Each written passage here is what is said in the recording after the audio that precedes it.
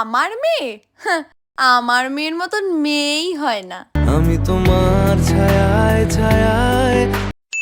না না, আমি ওকে কোনো কাজ করতে দিই না। আমি ওকে বলেছি সবসময় সেজে গুজে টিপটপ হয়ে বাড়িতে বসে থাকবি, ঘুরতে যাবি। পড়াশোনাতেও বলেছি তোর যখন ইচ্ছা হবে বসবি, যতটা ইচ্ছা হবে করবি। আমি বলেছি যখন যেটা লাগবে আমাকে বলবি, আমি দিয়ে দেব। একটা মাত্র মেয়ে আমার, রূপের লক্ষ্মী, গুণের সরস্বতী একেবারে আমার মেয়ে।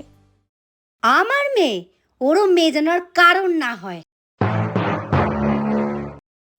একটা কুলাঙ্গার, একটা জানোয়ার। এ মনা, যা ঘরটা মুছে দে। একটা কাজ করে না, সারা দিন টই টই টই টই করে ঘুরে বেড়ায়। পড়াশোনার তো একটা নাম নেই, কিছু নেই, খালি কারি কারি পয়সা দাও, এই দাও।